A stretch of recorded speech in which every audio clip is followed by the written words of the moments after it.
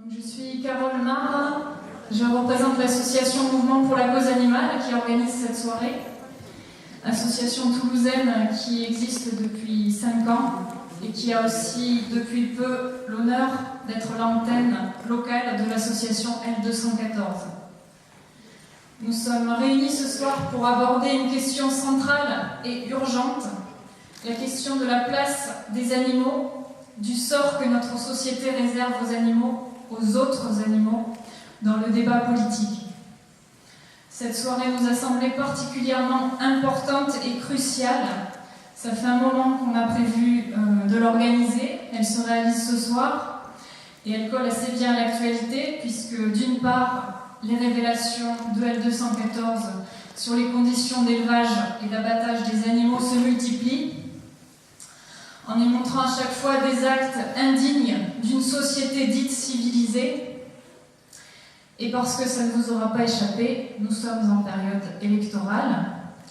On témoigne aussi les sorties récentes de plusieurs livres, dont le manifeste Animal politique de Corinne Pelluchon et Steak Machine de Geoffrey Le Guilcher. La question animale, elle concerne plus de 3 millions d'individus sensibles qui sont tués chaque jour dans les abattoirs français et des centaines de millions dans les mers. Et ce, pendant que l'extermination de masse des canards se poursuit dans notre région, aux 2 millions de canards gazés ces derniers mois pour cause de grippe aviaire. Et je rappelle que le foie gras en lui-même est une maladie infligée aux canards par gavage.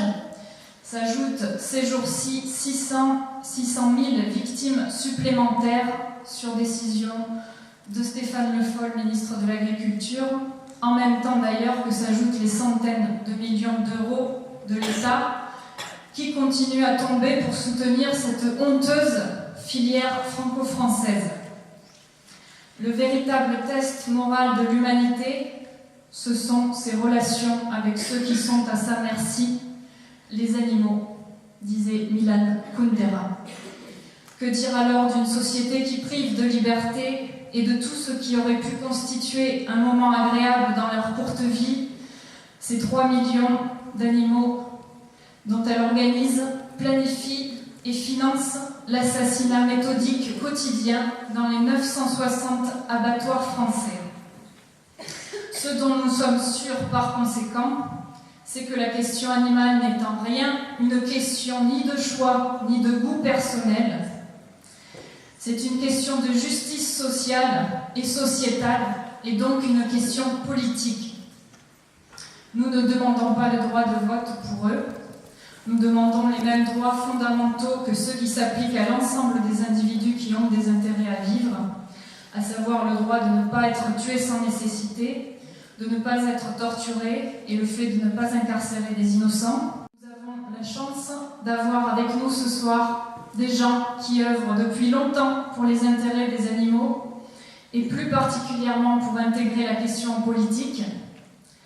Nous avons donc la grande chance d'avoir avec nous des spécialistes du sujet. Il s'agit de Samuel Hérault, membre actif de l'association L214 depuis de nombreuses années et qui s'occupe du site internet ô combien précis, rigoureux et passionnant dont nous avons d'ailleurs volé l'intitulé pour cette soirée, Politique et animaux, qui est l'un des sites de l'association L214. Nous avons aussi avec nous M. Gérard Charolois, fondateur de la convention Vie et Nature, juge de profession et grand spécialiste de la question de la chasse. Il est l'auteur d'un livre remarquable sur ce sujet qui s'appelle « Pour en finir avec la chasse, la mort loisir, un mal français ».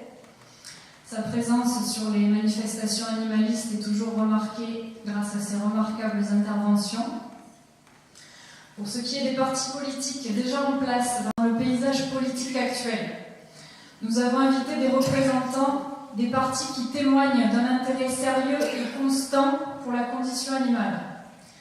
Au final, nous avons avec nous ce soir des personnes que soit nous avons invitées parce que nous avons constaté leur engagement pour les animaux, ou soit des personnes qui nous ont démarchés pour être présents.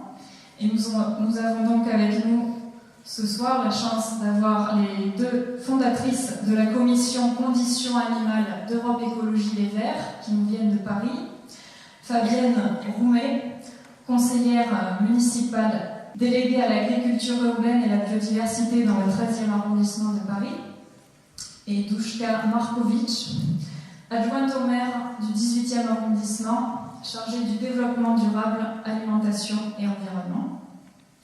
Et nous avons aussi la chance d'avoir avec nous deux membres toulousains de la France Insoumise, le parti de Jean-Luc Mélenchon, Monsieur Mathias Delozo et Madame Anne Stambach-Ternoir. Et pour terminer, nous ne pouvions pas faire cette soirée sans inviter deux des cofondatrices du parti animaliste, parti récemment créé, Madame Elena Bénard, ingénieure en informatique, et Madame Hélène Touy, avocate à Bordeaux. Tous sont venus bénévolement et en prenant sur leur temps professionnel pour nous rejoindre. Je crois qu'on peut les remercier très chaleureusement.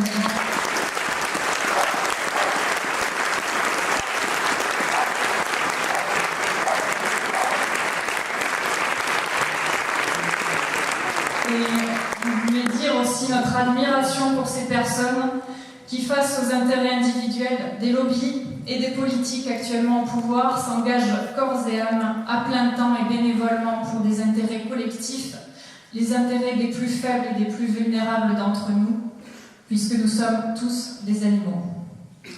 Et juste avant de leur laisser la parole, une très courte introduction vidéo qui compile quelques-unes des prises de parole publiques récentes qui nous ont particulièrement marquées.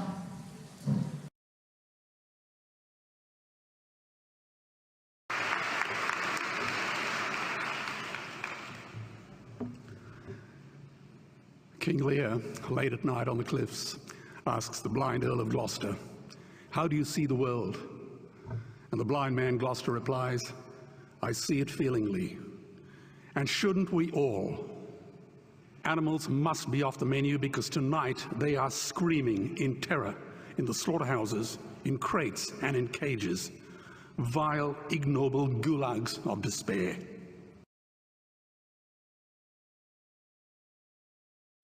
Déjà, une première chose, les animaux souffrent de toute façon de leurs conditions d'abattage, qu'on soit dans un abattage qui est fait selon les réglementations ou pas. Pour les animaux, les lieux d'abattage, ce sont des lieux violents et cruels par essence. Moi, je voudrais dire ma surprise d'avoir entendu parler de bien-être animal par quasiment tout le monde et de ne jamais avoir entendu parler de souffrance animale. Je voudrais reprendre en préambule une phrase qui avait été prononcée par Madame Florence Burga, qui est philosophe et directrice de recherche, lors de la commission d'enquête. Elle dit « De quel droit, en l'absence de nécessité, assimilons-nous les animaux à des ressources transformables ou à des biens dont l'usage implique la destruction ? Jamais nous n'avons fait souffrir et tuer autant d'animaux qu'aujourd'hui, alors que jamais nous n'avons eu moins besoin des animaux pour notre survie ou pour notre développement. » Je voudrais ajouter qu'il y a à peu près 1 milliard d'animaux qui sont abattus chaque année dans notre pays, avec une très grande majorité de volailles.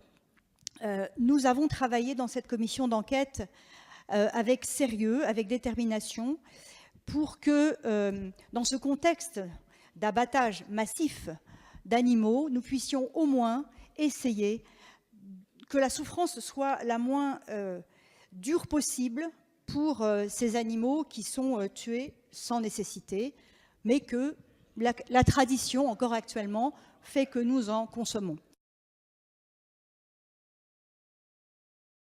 Ce monde beau, ce monde de lumière, nous le ferons maître de nos mains, non pas pour les 2 milliards que nous étions lorsque je suis né, mais pour les 7 milliards que nous sommes bientôt 10, bientôt 11. Un monde humain, un monde doux, un monde de tendresse aussi. Comment se fait-il qu'alors que nous sommes si éduqués sur la planète entière Comment se fait-il qu'après tant de gens passés à l'école, comment se fait-il que la mer soit devenue un cloaque? Comment se fait-il que vous ayez tout dégradé comme vous l'avez fait? Comment se fait-il que même dans le silence de la nuit, il résonne de la clameur immense de la souffrance des animaux que vous avez transformés en choses?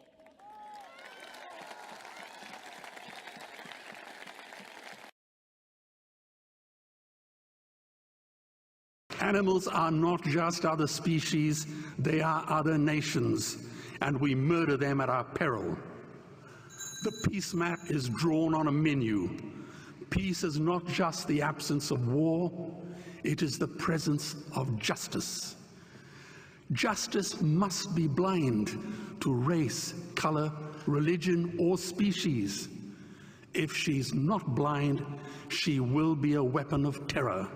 And tonight, there is unimaginable terror in those ghastly Guantanamos we call factory farms or slaughterhouses. Believe me, if slaughterhouses had glass walls, we wouldn't be having this debate tonight. You see, I believe another world is possible. And on a quiet night, I can hear her breathing. Let's get animals off the menu and out of these torture chambers. Please vote tonight for those who have no voice. Thank you.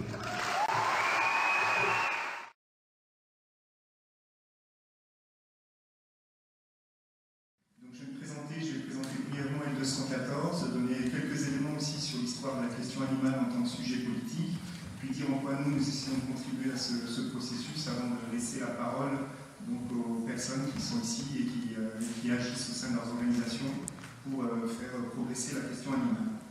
Donc L214 tire son nom d'un article du Code rural de 1976 qui dit que tout animal étant un être sensible doit être placé par son propriétaire dans des conditions compatibles avec les impératifs biologiques de son espèce. Donc il y a la référence à la prise en compte des besoins des animaux, ceux sur lesquels les progrès de l'éthologie nous renseignent de plus en plus sur leur capacité cognitive, émotionnelle, et il y a la référence à la loi, c'est-à-dire à la décision publique, au niveau par lequel on devra passer pour que change significativement la condition des animaux. Donc l'objet de L214 est d'organiser des événements, des actions, et de diffuser des informations, des images, comme vous avez pu voir, afin de stimuler le débat public sur la place des animaux dans la société, et le débat aussi sur le spécisme. Il a été cité dans la vidéo, donc les discriminations spécistes sont les discriminations arbitraires fondées sur les différences d'espèces. Donc bien sûr, nous ne sommes pas les premiers à penser la question animale comme question politique. Aussi longtemps que remonte la morale, aussi longtemps que remontent les écrits, on en trouve des traces, que ce soit dans les écrits bouddhistes ou dans les écrits judaïques ou islamiques. On le retrouve aussi dans la civilisation grecque, avec des philosophes comme Pythagore. Et tous ces courants-là ont contribué à ce que ça émerge aussi, étant donné qu'ils font partie de nos racines culturelles, ils ont contribué à ce que cette question-là fasse partie des questions que nous posons aujourd'hui. D'ailleurs, même à l'époque des Lumières, Voltaire et Rousseau posaient la question du respect que l'on doit aux animaux. Ensuite, c'est donc le 19e siècle qui a vraiment été l'essor en France de la question animale comme sujet politique. C'est le siècle où les corridas ont été introduites en France, notamment par Napoléon III, qui a aussi renversé la Seconde République au passage. Et c'est aussi le siècle où a été créée la SPA, et le siècle où a été voté... Ah, c'est passé près, pardon, c'est mieux. Donc la première loi française de protection animale, la loi Grammont, qui était soutenue notamment par Victor Hugo, un grand humaniste, qui se trouve aussi avoir été le président d'honneur de la Ligue populaire contre la vivisection. Au XIXe siècle, on a aussi des personnes comme Alphonse de Lamartine, qui lui était fondateur de la Société française pour l'abolition de l'esclavage, qui a eu cette célèbre citation « On n'a pas deux cœurs, l'un pour l'homme, l'un pour les animaux, on a du cœur ou on n'en a pas ». Donc c'était vraiment une question politique qui était au cœur des combats pour le progrès humain, pour le progrès social, pour la justice, et aussi pour les droits des enfants, les droits des femmes, et notamment une grande militante féministe et révolutionnaire, Louise Michel, qui était une institutrice anarchiste, grande figure de la Commune de Paris, avait cette citation aussi. Au fond de ma révolte contre les forts, je trouve du plus loin qu'ils me souviennent l'horreur des tortures infligées aux bêtes. Donc c'était vraiment un sujet politique. On peut même dire qu'en Angleterre, au début du XXe siècle, il y a eu des épisodes assez célèbres d'émeutes, notamment au parc de Battersea, autour d'une statue symbolique de la vivisection, le Brown Dog Statue, où des militantes féministes et des ouvriers se battaient contre les étudiants en médecine qui défendaient la vivisection. Donc c'était vraiment un sujet au cœur des actions militantes et politiques. Et on le retrouve quelque part dans le mouvement aujourd'hui. On voit déjà, vous pouvez voir dans la salle le nombre de femmes qu'il y a. C'est vraiment un sujet qui est aussi très proche du combat féministe et du combat pour les droits des femmes. En tout cas, dans les motivations des personnes. Voilà. Ensuite, au cours du XXe siècle, ce sujet a un petit peu disparu du débat. Et puis, au cours des années 60-70, là je parle de l'Occident, 60-70, donc avec l'émergence de nouvelles luttes aussi pour la décolonisation, pour les droits des femmes, pour les droits des homosexuels. À cette époque-là aussi, il y a eu donc ce fameux livre de Peter Singer, La libération animale, en 1975. Et donc est revenue la question animale dans les milieux politiques, notamment dans la gauche radicale. En Angleterre, par exemple, on a pu voir le mouvement pour les droits des animaux est un mouvement très ancré à gauche, avec notamment des groupes qui mènent des actions directes, comme le Front de libération des animaux. En France, le paysage était un petit peu différent, même si les associations se sont beaucoup mobilisées, on a poussé le sujet, on a vu des images passées dans les médias, notamment dans les années 80 sur la chasse aux phoques.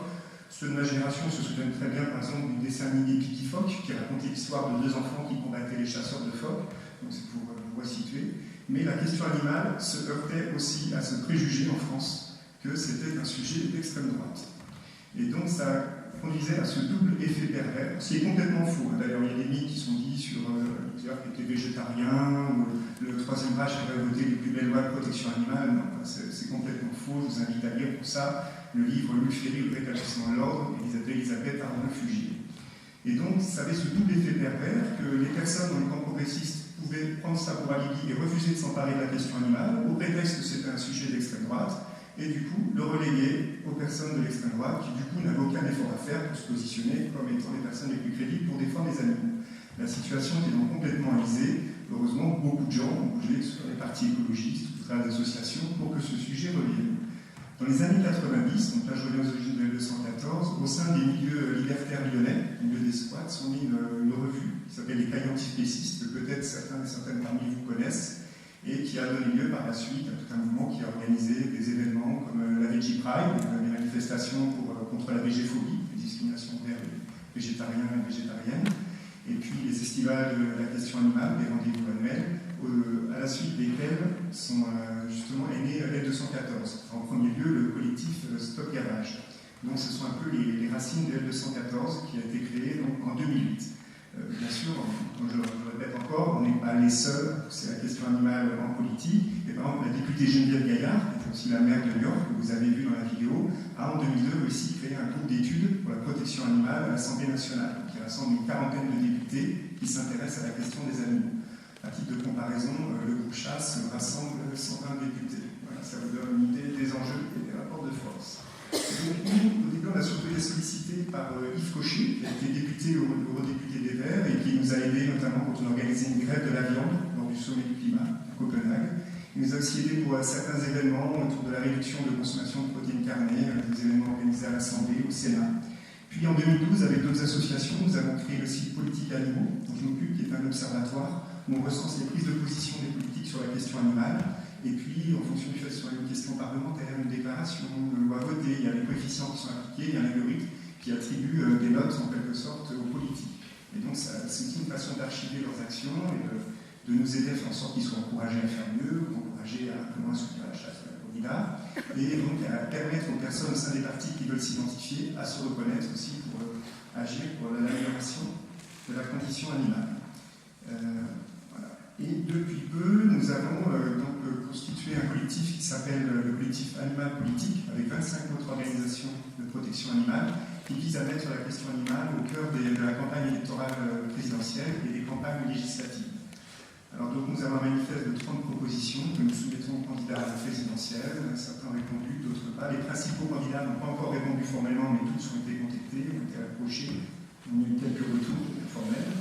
Voilà, et donc c'est vraiment un enjeu lors de cette campagne pour nous de pousser la question animale pendant les législatives, pendant les présidentielles, pour créer un meilleur climat de travail avec les futurs élus afin qu'enfin certaines lois passent, que certaines pratiques soient abolies. Je parle des pratiques qui sont déjà quasiment unanimement rejetées, comme la chasse à la cour, ou la chasse à cour, la corrida, qu'on puisse avoir le droit de manger végétarien dans les cantines notamment, mais aussi qu'on puisse sauver ce groupe d'études de protection des animaux, dont j'ai évoqué tout à l'heure, essayer d'en créer un au Sénat, puisqu'il va y avoir un demi-renouvellement du Sénat l'automne prochain, Parmi nos actions aussi, on a commencé à contacter les eurodéputés, on les avait incités à rejoindre l'équivalent, c'est l'intergroupe pour la protection des animaux qui est au Parlement européen.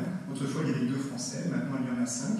Donc on peut considérer qu'on est même sur la bonne voie en France. Il faut continuer. Quand on voit que depuis 2015, il y a eu une commission conditions animales créée à l'EV, un groupe de travail conditions animales au Parti de gauche, le Parti animaliste a été créé, donc une force pour le vivant a été créée, des gens s'organisent au sein de tous les partis, à l'UDI c'est pareil, du coup la France, le Front National aussi a créé son collectif Beloit-Ros.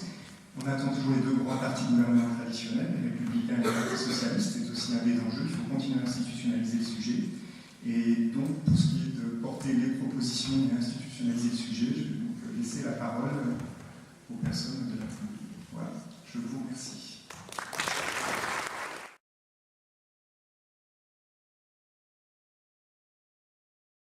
Alors, bonsoir à tous et à toutes.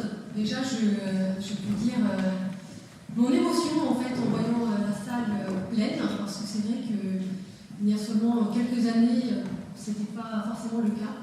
Donc rien que en voyant la salle, on voit que le mouvement augmente, qu'on est sur une vraie vague qui prend de l'ampleur, et en ça c'est très enthousiasmant.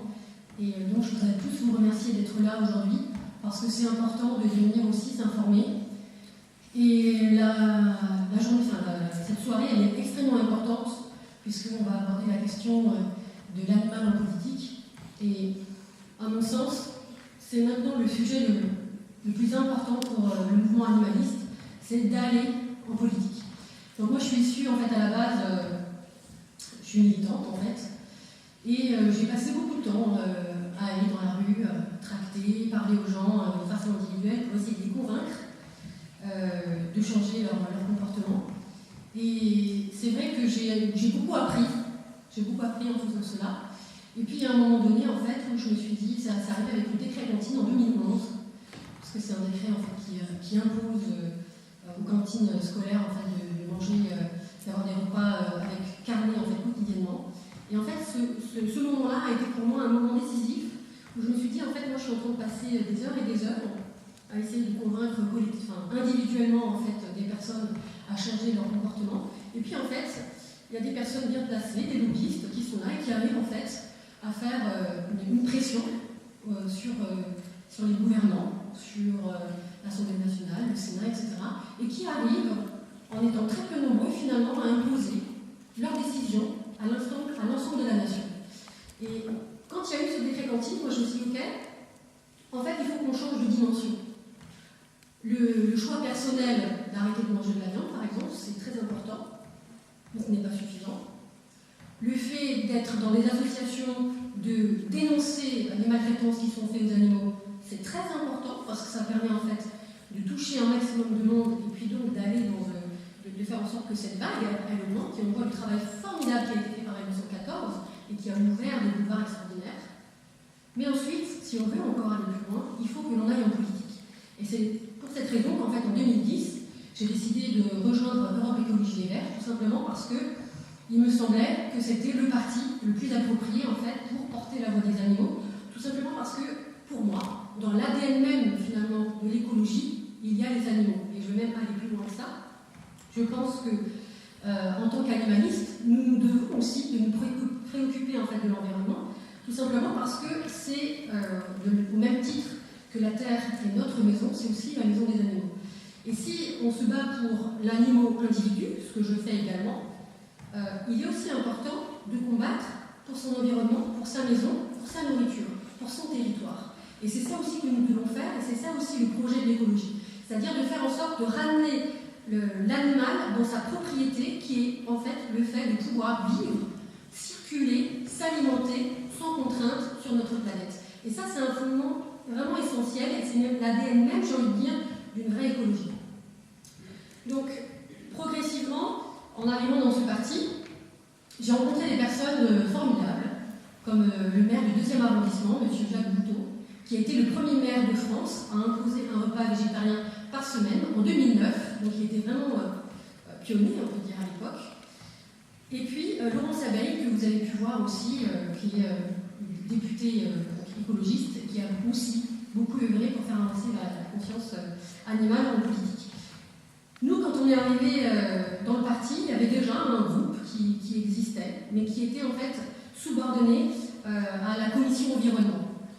Et ce qui était intéressant, c'est de voir que justement, alors quand on est arrivé, eh bien, les animaux étaient mis donc, dans la catégorie environnement, c'est-à-dire ils étaient considérés comme la biodiversité, une espèce à préserver, ce qui est vrai aussi. Mais nous, quand on est arrivé en tant qu'animaliste, moi, la première chose que j'ai faite, c'est que je me suis dit, ok, c'est bien de parler des animaux en tant qu'individu, en tant qu'espèce, c'est bien de vouloir préserver la biodiversité et de faire en sorte végétale et animale, mais ce n'est pas suffisant. C'est-à-dire que maintenant, on doit passer à une étape dans laquelle on doit faire en sorte que les animaux soient considérés aussi comme des individus qui ont le droit de vivre et de circuler, comme je disais tout à l'heure.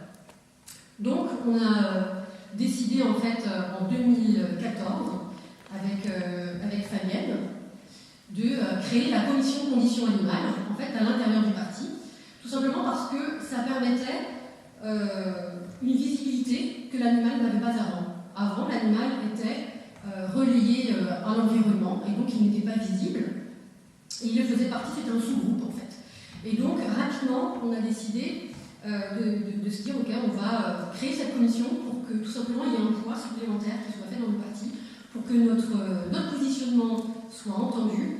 Et la commission, elle a permis aussi à chaque fois de pouvoir créer des programmes spécifiques sur les animaux. Donc on a eu la chance de participer au programme départemental, au programme régional, au programme des présidentielles, et à chaque fois de donner une touche réellement animaliste à l'intérieur des programmes. Ça nous a permis aussi, grâce aux journées d'été, parce que vous savez que les partis font des journées d'été, de pouvoir proposer des ateliers entiers consacrés en fait à la question animale, et donc par ce biais-là aussi continuer à former aussi les personnes qui sont à l'intérieur des partis. Parce qu'une des raisons pour lesquelles il est important qu'il y ait des personnes qui aillent en politique, c'est non seulement pour faire avancer la question des animaux de façon concrète, mais c'est aussi pour faire en sorte que la mentalité des personnes à l'intérieur des partis, elle progresse. Donc c'est vraiment extrêmement important dans le sens de se politiser, non pas que pour soi-même et les animaux, mais aussi pour aider et influencer le changement global de société. Alors, on a tout simplement une chose très importante, donc l'importance d'aller dans les partis. Donc nous, je vais passer la parole maintenant à Fabienne qui va être plus sur la question de la stratégie, c'est-à-dire du pourquoi se politiser et comment on peut avancer en fait dans ce chemin.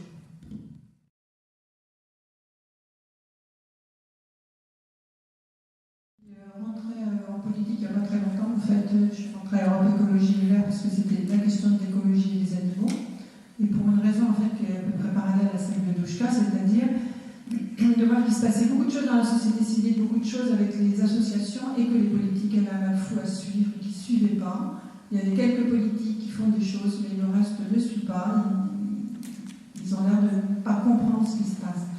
Alors, donc le but de la commission, quand on a créé, c'était justement faire une éducation à l'intérieur du parti, de manière à ce que les mentalités évoluent, à ce qu'il y ait une prise de conscience de la condition animale. C'est quelque chose d'extrêmement important, qu'on ne peut pas bâtir une société avec un espace de violence aussi énorme dans lequel on dénie, qu'on ne veut pas reconnaître, et que c'est indispensable à gérer. Donc ça passe, comme l'a dit Douchka, par la fabrication de programmes, c'est-à-dire que c'est nous qui élaborons les programmes sur la question animale. Donc ça veut dire que les élus, les candidats, les militants découvrent la question, découvrent les enjeux. Ça couvre un champ énorme, évidemment. Ça couvre aussi bien les histoires d'abattoirs, les histoires d'alimentation, les histoires des animaux qui travaillent, comment on va travailler avec les animaux. Et ça, la question de la vivisection, évidemment, de l'expérimentation animale, etc. Carole, quand elle a pris la parole tout à l'heure, elle a parlé des droits des animaux, mais en termes négatifs. C'est-à-dire, ils ont le droit de ne pas être tués, comme ça pour se distraire, ils ont le droit de ne pas être enfermés, etc. Nous, ce qu'on essaie d'élaborer, c'est d'aller un petit peu plus loin maintenant, c'est-à-dire en suivant le travail de certains philosophes, c'est-à-dire d'élaborer des droits positifs, c'est-à-dire de fabriquer une société où l'animal a sa place, simplement pas simplement en étant protégé, c'est-à-dire on respecte ses droits fondamentaux, mais en plus, on lui donne un rôle social, voire des formes de citoyenneté. Et je recommande pour ceux qui ne connaissent pas, il y a eu un gros livre qui est sorti cette année, qui a été traduit cette année en français, qui s'appelle Zoopolis, qui propose un modèle de société où justement, Donaldson Kiplica, et qui propose justement un modèle de société. On est complètement dans le politique, c'est-à-dire comment on va changer les lois, comment on va changer les règles pour qu'on envisage autrement la façon de travailler, de vivre, de partager l'espace avec les animaux. L'espace qu'on a en commun de notre planète, qui sont les villes. Alors, un des exemples, un des résultats qu'on a obtenus, c'est pas mal, on est parisiennes toutes les deux, au niveau de la ville de Paris, suite à un vœu qui a été déposé par les écologistes, et il y a une mission qui a été créée Animal en ville, donc par la ville de Paris. C'est un gros boulot qu'on commence, où ils ont décidé effectivement de repenser le rapport aux animaux. Alors ça va, c'est les animaux sauvages dans les cirques, ce sont les animaux qu'ils appellent encore autres animaux, mais on espère voir évoluer le rapport, c'est-à-dire ne pas les penser comme les autres animaux, c'est-à-dire en sous-main les indésirables et les nuisibles, mais en fait de les penser comme les animaux liminaires, ceux qui viennent cohabiter avec nous, ceux qui choisissent d'habiter avec nous, et avec lesquels il faut qu'on arrive à développer des relations de bien vivre ensemble, harmonieux, on n'est pas forcément éviter la violence et le conflit, alors c'est les rats, les pigeons, etc., et les animaux de compagnie aussi, etc. Donc un gros programme, c'est une mission qui est en cours de construction et qui va sortir des préconisations, et la ville devrait changer, enfin on espère, alors après il y aura des arbitrages et des rapports de force évidemment, mais on espère faire évoluer les rapports la façon dont la ville de Paris va gérer la présence des animaux sur son territoire. Donc ça, c'est le travail qu'on fait, et c'est mais je pense que je vais peut-être passer la parole. Oui, juste pour finir, pour souligner le fait que si nous voulons que les choses changent pour les animaux, c'est à nous d'aller en politique. C'est-à-dire c'est aux animalistes d'aller en politique. Il ne faut pas attendre de ceux dont les valeurs sont, voire neutres, ou même contraires à l'animalisme. Il ne faut pas espérer d'eux qu'ils changent quoi que ce soit. Si on veut que les choses changent pour les animaux, c'est à nous de nous prendre en main, à nous de prendre la responsabilité d'aller en politique et de porter ce sujet, parce que nous sommes les meilleurs et les mieux placés en fait pour porter la voix des animaux. Et il ne faut pas laisser la place aux autres. C'est à nous d'aller la prendre, parce que c'est nous qui allons faire avancer la cause animale en politique.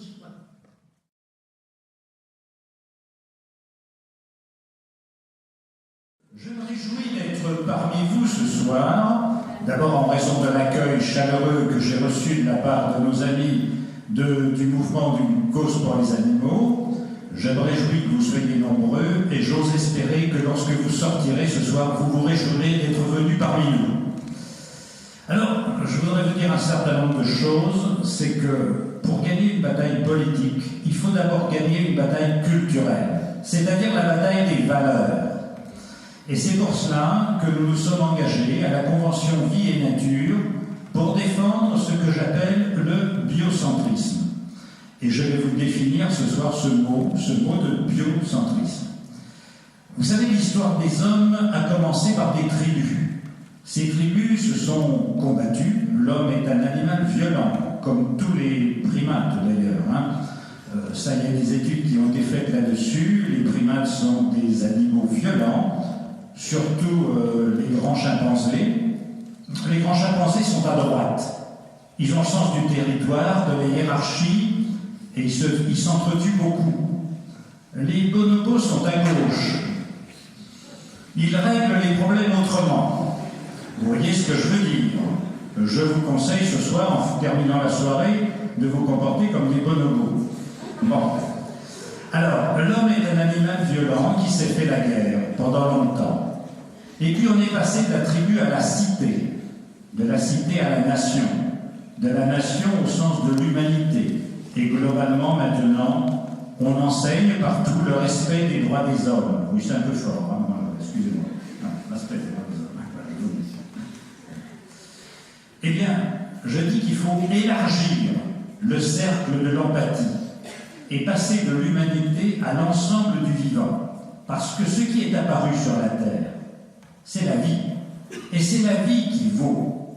Vous valez quelque chose parce que vous êtes des êtres vivants. Et peut-être, petite nuance et non-différence, avec un parti purement animaliste, la Convention Vie et Nature et Force pour le Vivant englobe l'homme. Notre devise, c'est l'arbre, l'animal et l'homme, c'est-à-dire la réconciliation des êtres vivants. Nous sommes dans des sociétés dangereuses, vous savez. Et vous qui êtes jeunes, mes amis, vous allez vivre une époque exaltante. La science, la technique bouleversent nos vies à une vitesse inégalée dans l'histoire des hommes. Les innovations, les nouvelles technologies, les découvertes, les connaissances évoluent à une vitesse inégalée, pour le meilleur ou pour le pire. Pour le meilleur, si ces découvertes vont dans le sens de la vie et nous permettent de faire reculer la maladie, la souffrance, la vieillesse et la mort. Pour le pire, si ces innovations ne sont au service des intérêts catégoriels privés, des firmes, des multinationales, dont l'unique objectif est de faire de l'argent aux besoins très sales, immédiatement, parce qu'après eux le déluge. Donc, si vous voulez, la question, elle est fondamentale. La question de l'animal se replace dans la question de la société. Il faut une société nouvelle. Il faut une société plus humaine, plus solidaire, moins féroce, qui ne soit pas tournée uniquement sur la compétition, sur la concurrence, pour savoir qui est le plus fort, quel est celui qui pisse le plus loin. C'est pas intéressant, ça. C'est pas intéressant de faire de l'argent pour faire de l'argent. C'est pas intéressant de dominer les nations. Ce qui est intéressant, c'est de rendre les êtres vivants plus heureux. Tous les êtres vivants. D'où cette solidarité, d'où ce qu'est le biocentrisme. Alors mon combat a commencé, il y a déjà pas mal d'années, au sein d'une association, car j'étais d'abord un associatif avant d'être un politique. Cette association s'appelait le Rassemblement des opposants à la chasse. Pourquoi la chasse? Parce que la chasse, en Occident, c'est l'art de tuer pour se distraire. Rien à voir avec la chasse du pygmée d'Afrique ou de l'Indien d'Amazonie qui chasse pour se nourrir. Ce qui fait sortir le chasseur le dimanche matin de sa maison, c'est l'ennui, c'est l'habitude, c'est le goût de traquer, de mutiler, de tuer des êtres sans défense dans une nature qui est devenue hostile aux formes de vie, puisque l'urbanisation et les infrastructures sont déjà là pour la détruire. La chasse en plus, c'est la chasse en trop.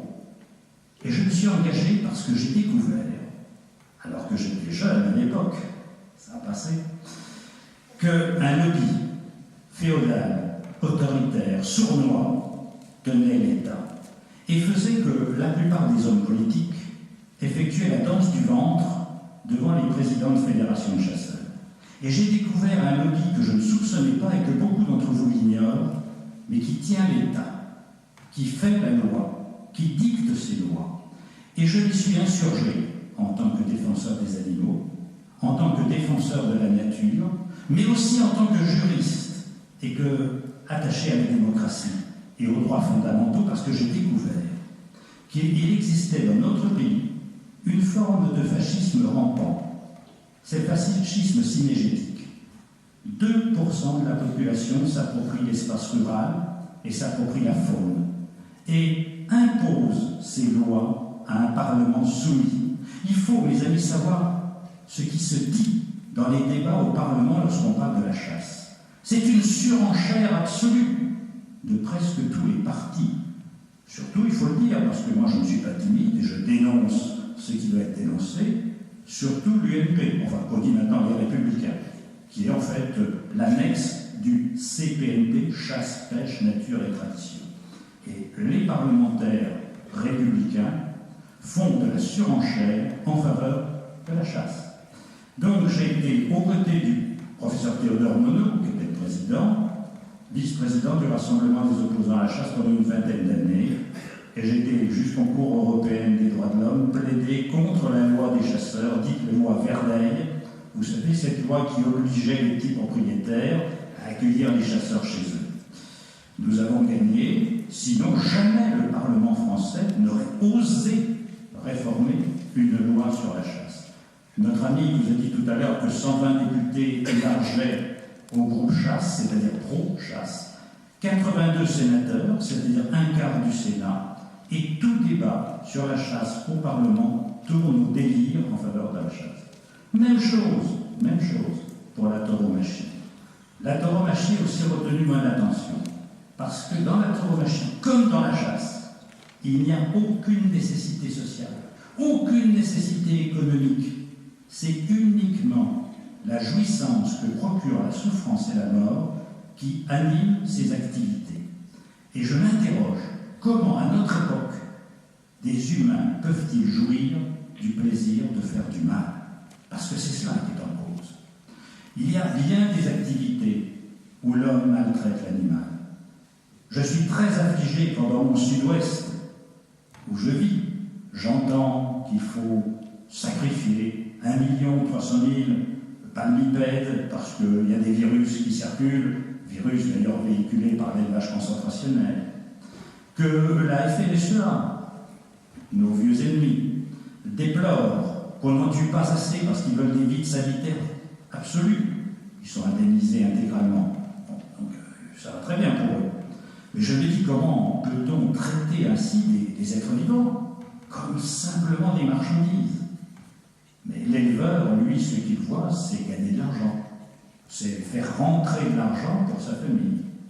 Le chasseur, le torero, le tauromaniaque, celui qui va au spectacle de corrida, il ne fait pas vivre sa famille. Pas du tout. Non, il jouit du plaisir de tuer. C'est la raison pour laquelle j'ai décidé, il y a quelques mois de cela, de passer le pas et de passer de l'activité purement associative, en effet, à une activité politique. Alors il y a à cette tribune ce soir un certain nombre de formations qui sont représentées, des formations toutes nos amis, qui poussent dans la même direction. Nos amis les Verts, les amis de la France Insoumise, de Jean-Luc Mélenchon, le Parti animaliste, etc. Nous formons une vaste nébuleuse. Je souhaite que cette nébuleuse s'agrège pour former un soleil et que nous arrivions à éclairer ce monde et à le rendre meilleur. Je ne voudrais pas qu'on finisse dans un trou noir, ce serait quand même dommage.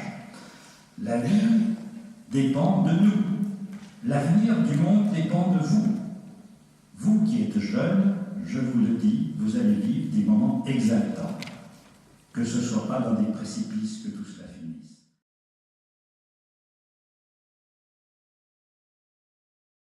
Bonsoir. Donc, je crois que le premier chantier qu'il faut attaquer si on veut vraiment faire avancer la condition animale, c'est le chantier de l'agriculture et de l'élevage, bien entendu, puisque c'est dans ce cadre que des millions et des millions d'animaux souffrent et meurent tous les jours. Donc, dans le programme que nous portons avec la France Insoumise, donc l'avenir en commun, nous proposons un grand programme de transition agricole. C'est-à-dire, on va faire opérer une transition de l'agriculture productiviste, intensive, destructrice qu'on subit aujourd'hui et que subissent de plein fouet les animaux, vers une agriculture paysanne, locale, biologique et écologique. Bien sûr, c'est un modèle qui existe déjà, mais aujourd'hui, il est confiné à une économie de niche qui touche seulement une partie de la population. Nous, ce qu'on veut vraiment, c'est en faire un modèle généralisable et généralisé à tout le territoire. Et donc, ça passe par un programme ambitieux avec de gros investissements qui vise à terme à permettre l'installation de 300 000 nouveaux agriculteurs d'ici 10 ans. Installation autour de projets justement écologiques, biologiques, durables et à taille humaine, petites exploitations. Concrètement, au niveau de l'élevage, ça veut dire qu'on abandonne immédiatement tous les projets de ferme-usine, évidemment, les 1000 veaux, les 1000 vaches et compagnie, qu'on redéfinit les normes des conditions d'élevage pour aller évidemment vers plus de respect et sortir progressivement des élevages en batterie, des élevages concentrationnaires.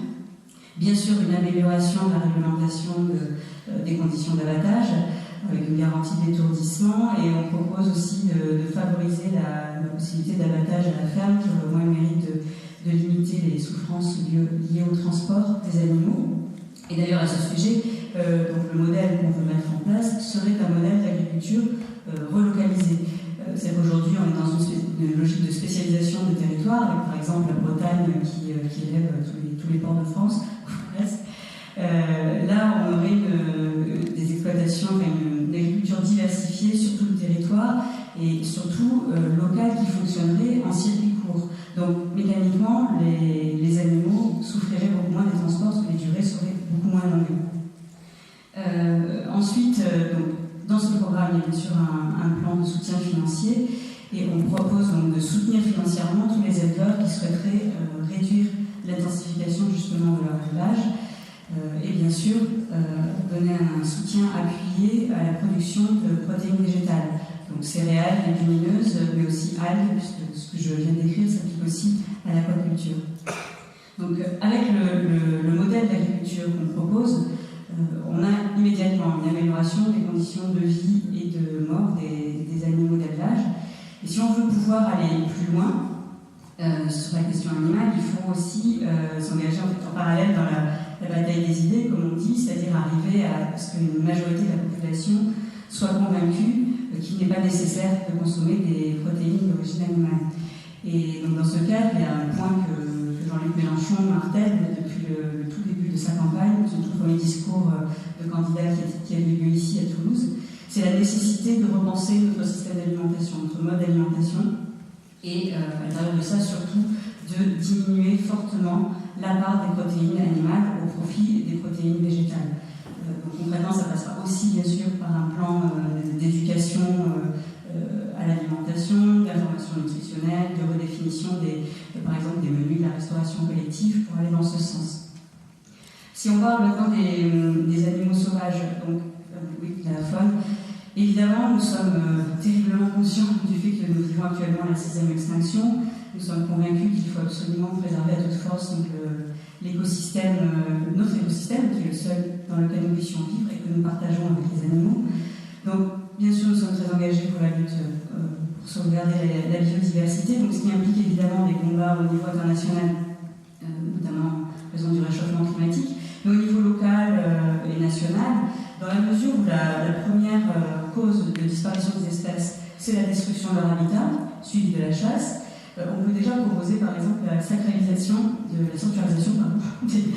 foncier naturel et agricole. L'idée serait de s'appuyer sur une loi qui s'inspirerait de la loi littorale.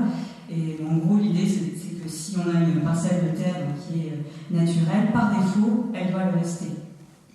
Donc ceci étant bien sûr ayant pour objectif de lutter contre l'artificialisation galopante des terres qui a des conséquences terribles donc, pour la biodiversité.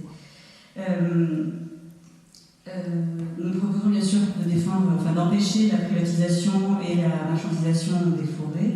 Nous sommes aussi pour le retour du loup et des ours, même si nous disons qu'il faut contrôler ces populations. Nous souhaitons aussi adapter les systèmes pastoraux à la vie, la cohabitation avec ces populations de prédateurs. Et enfin, bien sûr, nous voulons protéger toutes les espèces menacées, les espèces migratoires. Donc ça veut dire restriction au niveau de la chasse, arrêt de toutes les pratiques les plus cruelles, de l'agrainage, du déterrage, de la chasse à courre ou des lâchers d'animaux. Et en fait, dans toutes ces pratiques, on s'aperçoit, comme le disait très justement M. Charlevoix, qu'on est face à un verrou institutionnel qui bloque tout, notamment au niveau du Sénat. Mais nous croyons que ce verrou, il est possible de le faire sauter. Et je laisse Mathias poursuivre.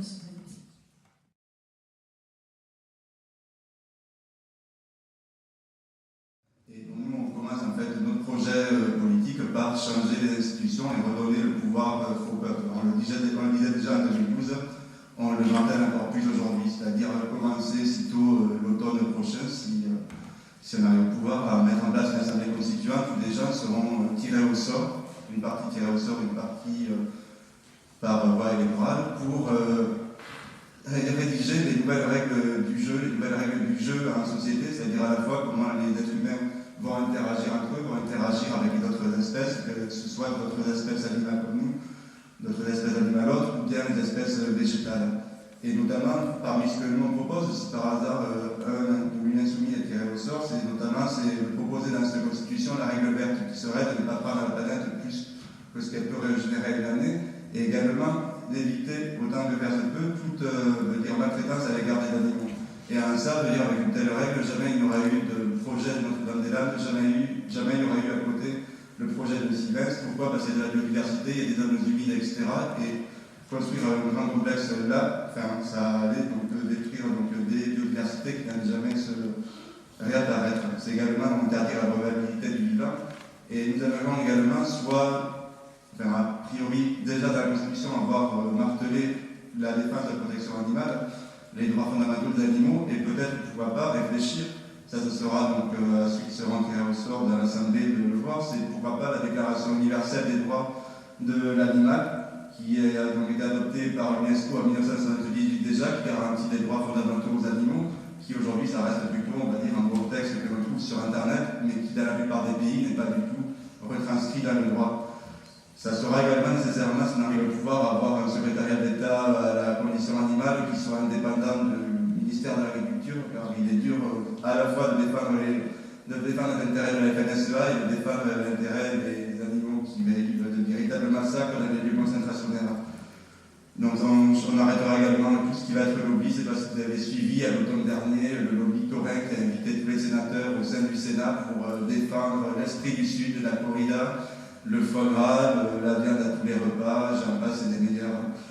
Donc voilà, donc c'est arrêter le lobby. Pour arrêter le lobby, pourquoi pas, c'est un programme également, c'est la suppression du Sénat. Déjà, ça fait une chambre à moins, on va contrôler l'impact des lobbies, et à la place, ça sera remplacé par une chambre d'intervention citoyenne et populaire, qui va également traiter la question du temps long, et donc notamment si on veut préserver les espèces, etc., défendre leurs droits, c'est pas regarder demain comment ils seront, on se fixe un objectif sur le temps long et on cherche à l'atteindre. Donc il y aura également des référendums d'initiative citoyenne. Je pense que si on est 250 000 à dire on veut l'abrogation de la corrida, je pense que ça passera plus facilement, je pense que les médias le prendront, parce qu'aujourd'hui, pour l'instant, régulièrement, ça revient sur le tapis. Tous les 4 ans, à peu près, il y a un texte qui arrive, et ce que vous êtes tout à l'heure avec Samuel Hérault, ça finit souvent dans un placard. Le texte n'est même pas mis au calendrier de l'Assemblée. Donc l'intervention populaire, en ce sens, est relativement importante. Il faudra, je vais faire court pour finir, les animaux sauvages aussi. Les animaux sauvages, ça reste comme le chien qui était ici tout à l'heure, ça reste également des animaux sensibles qui ne sont pas aujourd'hui reconnus comme tels par la loi. Donc il faudra également étendre la notion de sensibilité à l'ensemble des animaux. Et également sur la question des lanceurs d'alerte, nous proposons de défendre, de protéger les lanceurs d'alerte. Donc ça peut être, en ce moment, il y a une infirmière à Paris qui est lanceuse d'alerte qui, sa direction, je dirais, un petit peu la faire taire.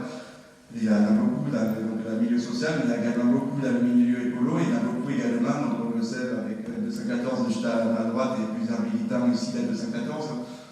On sait, je veux dire, que lorsqu'on installe une caméra c'est illégal d'installer une caméra dans un abattoir, mais c'est le seul moyen aujourd'hui de rentrer dans ces lieux qui sont plus fermés, c'est plus difficile d'accéder, de visiter un abattoir que de visiter un sous-marin nucléaire, pour reprendre les propos du député Palordo.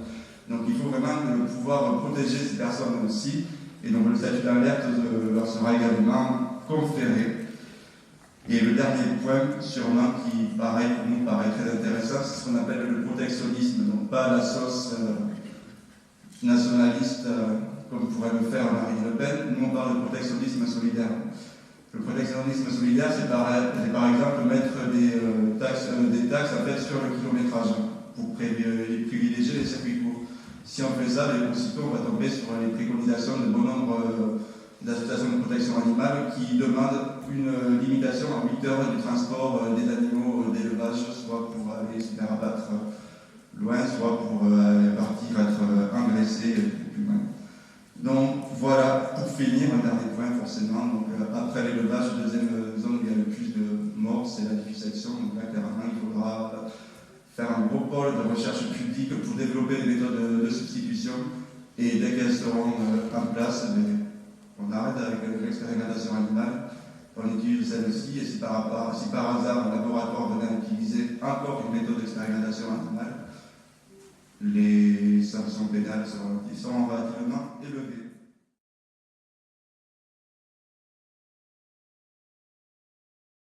Bonjour à toutes et à tous.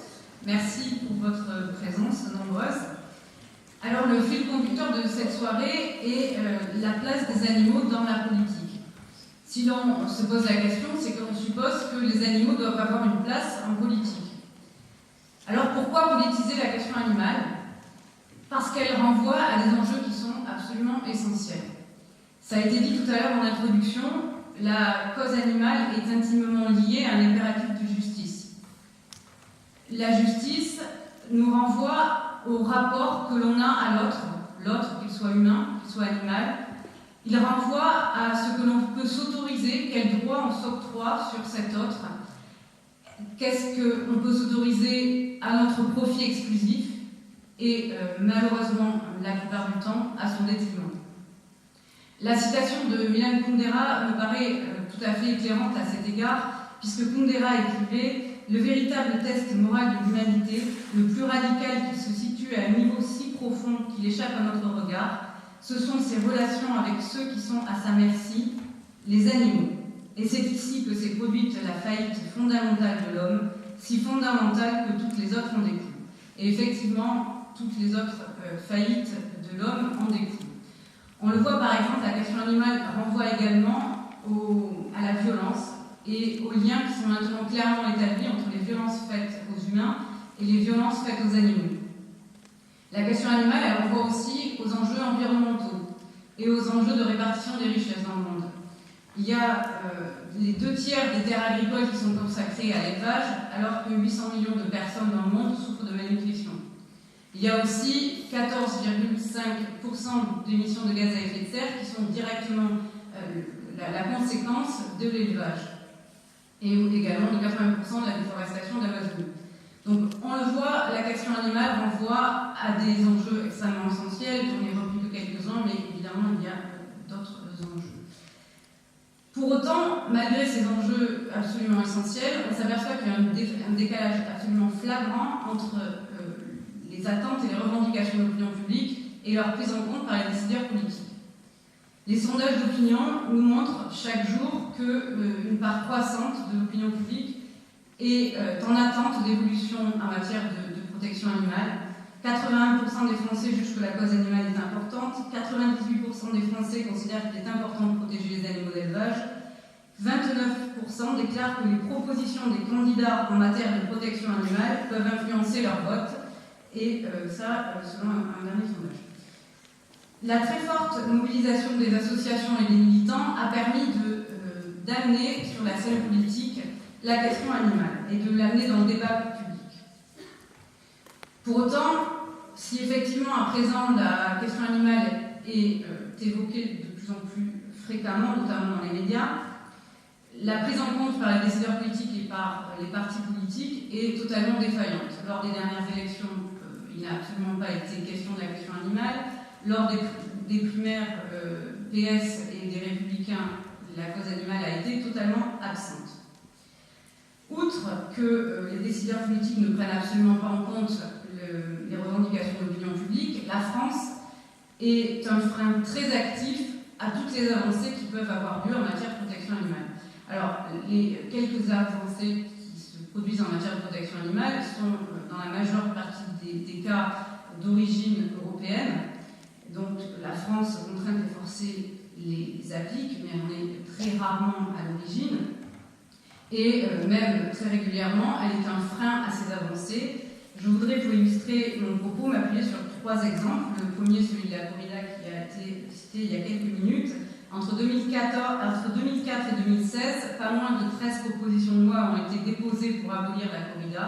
Aucune n'a été inscrite à l'ordre du jour, et donc aucune n'a été discutée. Et ce, alors que 73% des Français sont favorables à l'abolition de la corrida. Le second exemple est le gavage. 70% des Français sont favorables à l'interdiction du gavage. Une directive européenne du 20 juillet 1998 dispose qu'aucun animal n'est alimenté ou abreuvé de telle sorte qu'il en résulte des souffrances et des dommages inutiles.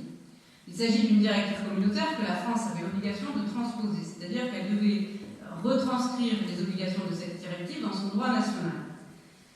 Non, alors, elle a transposé cette directive, mais elle n'a absolument pas transposé l'interdiction d'alimenter ou d'abreuver un animal dans des conditions qui ne lui provoquent pas des souffrances ou des dommages inutiles.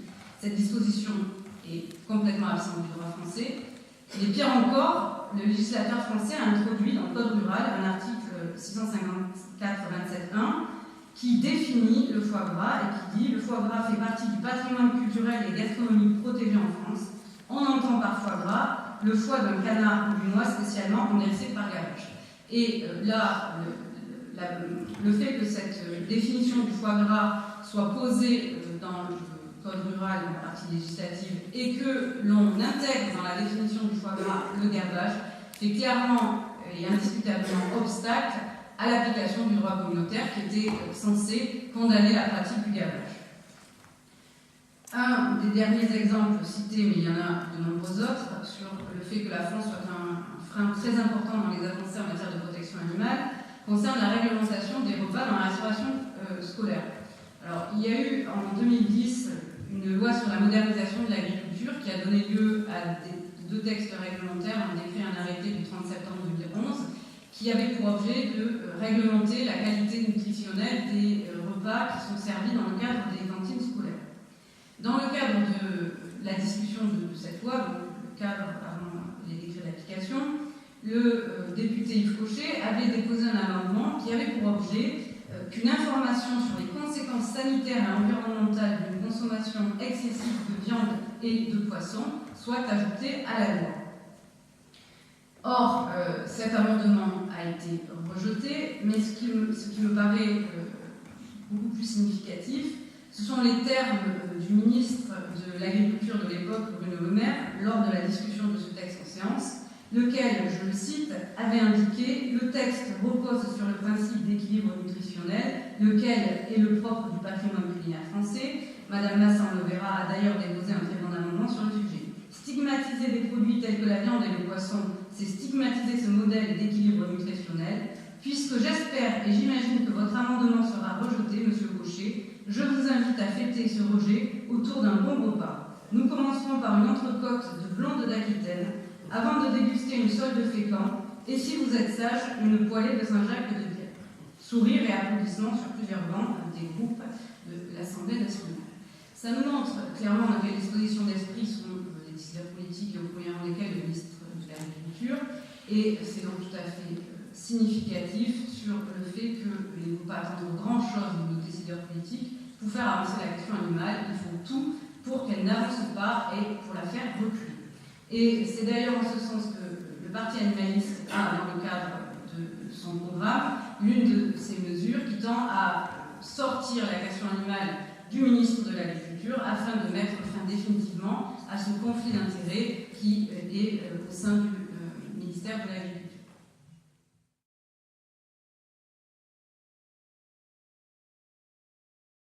Donc après plusieurs années d'engagement dans des associations de défense des animaux, force a été de constater que malgré l'opinion publique de plus en plus favorable à la question animale, il n'y a toujours pas eu d'évolution significative du sort des animaux. Donc aujourd'hui, tout le monde ou presque s'accorde à dire que la situation des animaux en France n'est plus acceptable, mais pour autant, aucune mesure n'est prise pour y apporter une solution concrète. Or, si le travail des associations pour amener cette prise de conscience il est absolument indispensable, il ne suffit pas. Parce que les associations ne peuvent que tenter d'influencer les décideurs politiques, par des actions de lobbying notamment, mais elles ne peuvent pas changer les règles. Or, un parti politique a justement vocation à changer ces règles. Ces règles au sens juridique, puisque les lois et les règlements sont adoptés et édictés par les décideurs politiques. Donc le travail d'un parti politique pour les animaux, il est complémentaire en fait à celui des associations. Il permet de transcrire dans la législation les avancées pour les animaux que les associations et les militants ont contribué à porter. Alors il existe déjà plusieurs pays qui ont un parti politique pour les animaux. L'exemple des Pays-Bas, par exemple, c'est depuis 2002 qu'il y a un parti politique pour les animaux. Et aujourd'hui, ce parti compte 50 représentants politiques à un niveau local, national ou européen.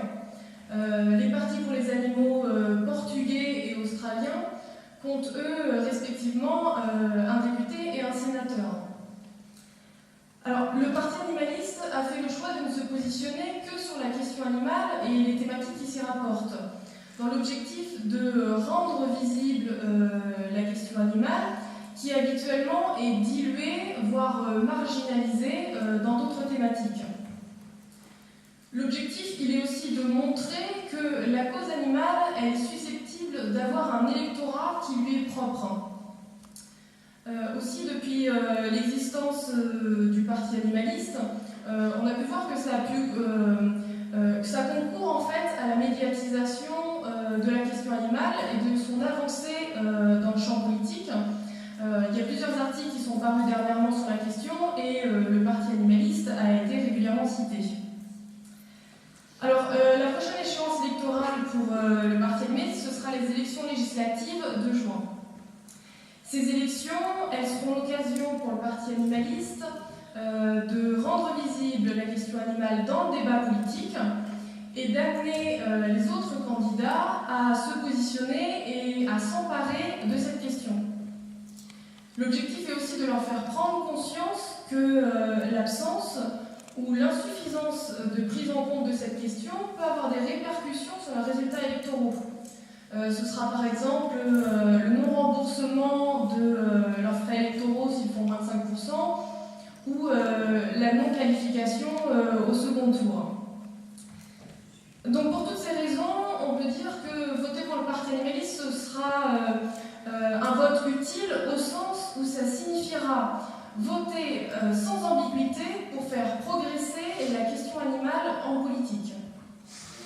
Alors parmi les mesures qui sont portées par le Parti animaliste, on retrouvera notamment créer un ministère de la protection animale, abolir la corrida, les combats de coqs, le gavage, le piégeage et toutes les formes de pratiques de chasse de loisirs, interdire la production, l'importation et le commerce de la fourrure, faciliter l'admission des animaux de compagnie dans les établissements d'hébergement pour personnes âgées dépendantes et dans les foyers d'hébergement d'urgence, interdire les mutilations pratiquées dans les élevages, instaurer un moratoire sur les élevages en cage et les élevages en bâtiment sans accès à un libre parcours, fixer un objectif national de réduction de la consommation de produits animaux, viande, poisson, œufs, lait, de 25% en 2025 par rapport à 2015. Donc ça c'est juste quelques mesures phares, mais vous retrouverez l'intégralité de notre programme sur notre site internet. Alors ces élections législatives à venir, elles seront le point de départ pour le Parti animaliste d'une inscription dans la durée dans le paysage politique français. Et ça se prolongera donc en 2019 avec les élections européennes, élections qui sont particulièrement importantes comme le soulignait Hélène, parce qu'il y a beaucoup de choses qui se jouent à ce niveau-là. Elle présente en plus l'avantage d'avoir un mode de scrutin à la proportionnelle et donc de faciliter les chances pour des petits partis politiques de pouvoir obtenir des élus. Et elles sont également donc, pour le Parti animaliste l'occasion de travailler conjointement avec les autres partis politiques pour les animaux avec lesquels nous sommes en relation depuis maintenant 3 ans. Alors on le voit, l'entrée de la cause animale en politique, ça constitue à la fois le souhait d'un nombre croissant de citoyens, mais c'est aussi et surtout une nécessité au regard de la situation dramatique des animaux aujourd'hui en France.